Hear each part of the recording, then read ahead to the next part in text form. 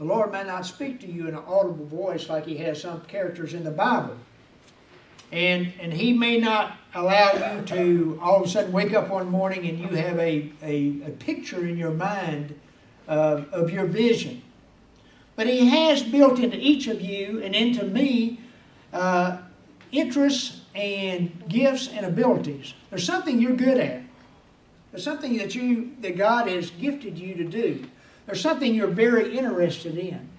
And God can take that and build you a vision around that and make something really great happen for you that you'll enjoy your life. In Joel chapter 2, verse 28, it says, I will pour out my Spirit on all flesh. God is not a respecter of persons. Certainly He gives more blessings to His children than He does to those that don't know Him or don't care about Him. But He said, I will pour my Holy Spirit out on everyone that wants it. And your sons and your daughters shall prophesy. Your old men shall dream dreams, and your young men shall see visions. You see, God is not limited by age, by ability, by education, by circumstance, social standing, wherever you are in your life. God says, I want to give it to everybody that is willing to catch a vision and go with that vision. And a vision will bring out the best in you and me. Amen. If we have a vision, something, it just motivates us to do a little bit more, and the quality of what we do it better. Vision moves forward. There's no such thing as a vision that moves in reverse. We don't want to go backwards. I've heard some people say, I wish it was like the good old days. Let me tell you, there was never any good old days. I was there. And I know that the good old days, there may have been some moments of peace and quiet and solitude, but you can find that today. You know, you can make the good old days. You can make today the good old days. And so, but you need a vision to move forward. It makes life worth living. A vision does. But there's a price to pay to see your vision accomplished. You just can't just say, well, I wish I had $1 million, or I wish I had a better job, or I wish I could make A's on my report card, or I wish, these things. You've got to begin to have some action in your vision. It focuses on the future. The difference in young people who become successful in life is a result of those that take action when they're young. When I was a young person, I read a lot of books, a lot of self-improvement books. I read biographies of men and women that had succeeded in life. I read books about how to become a better reader, how to do speed reading, how to take shorthand, how to type or keyboarding now, or whatever the texting, whatever the word is for today. But I began to see that those were things that I was interested in, and I was going to need to learn how to read better and faster if I was going to go to college and succeed. And I read books that about people that were successful. At 13 and 14, I was reading books like How to Win Friends and Influence Others by Dale Carnegie.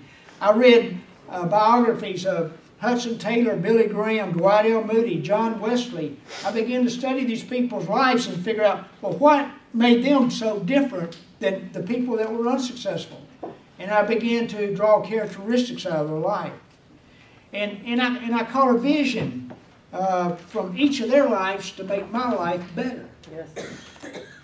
Don't just get young people especially, but all of us, but especially young people, don't get caught up in this culture of drugs and zoning out and thinking the world owes you something, or that all of a sudden you're going to wake up one morning and you're going to be a millionaire because something good's going to happen. It doesn't work that way. Nope. Anybody here that is 30 years older or 25 years older or older can tell you it does not work that way. You don't wake up one day and have a nice house with cars and a TV and all the luxuries that your parents had. It starts with a vision. And it starts with planning and motivating yourself to do things. I mean, many of us that are my age, and they've shared these testimonies with me, and it's certainly true with me. We didn't depend on our parents when we were kids to buy us a car or to give us things. We went out, and especially me, we went out and mowed grass. We found chores to do for people that needed something done in their yards. The young girls would babysit. Many of us worked that lived close to a farm would go out and pick crops and stuff to get extra money, spending money, and those kind of things. And it's nice when our parents do have extra money to give to us, but if you want to learn how to be successful, you've got to build some work ethics and character in your life when you're young. Now, when you're older, you can still catch a vision. It's not over with, okay? Right. It's not over with until it's over with, okay? Until we have to come visit you down at the Chance Hydrick, one of those places. You know, it's not over. You can still catch a vision as a senior citizen. I mean, I didn't enter the pulpit as a pastor, even though I had a vision to do it.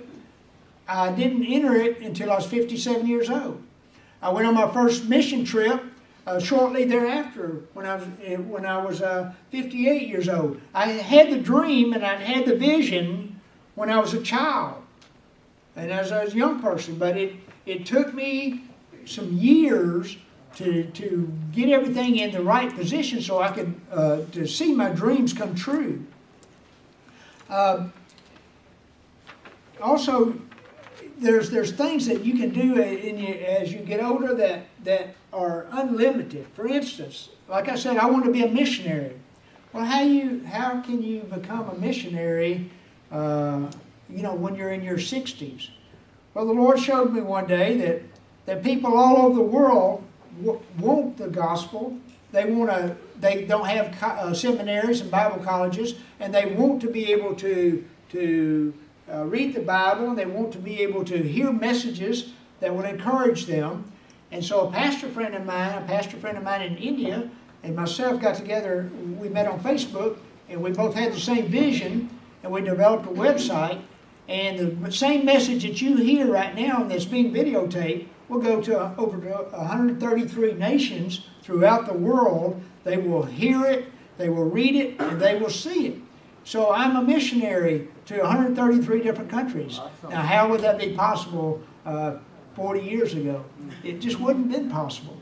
But see, that was just a little vision that God put in my mind and put in the mind of this other pastor, and it happened.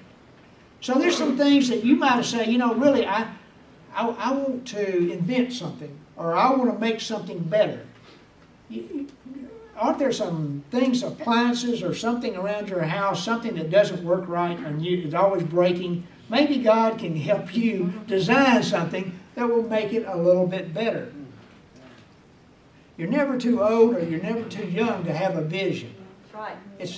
But without a vision, you're going to perish. And I don't mean necessarily die or just shrivel up, but I mean you're never going to what God really wants you to do in your life.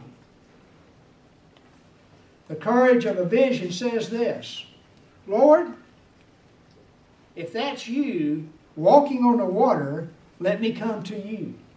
That was Peter's vision. He saw Jesus. He says, Lord, if that's you, let me come to you. And God is saying to you and me, and we need to say to Him, God, if that's you talking to my heart, you let me come to you and let me put this vision together so I can do what you want me to do in my life and fulfill my purpose. The courage of a vision says, if God be for us, who can be against us? Right. You know, don't ever let people with negative attitudes discourage you from doing whatever you think you want to do in life, especially you young people.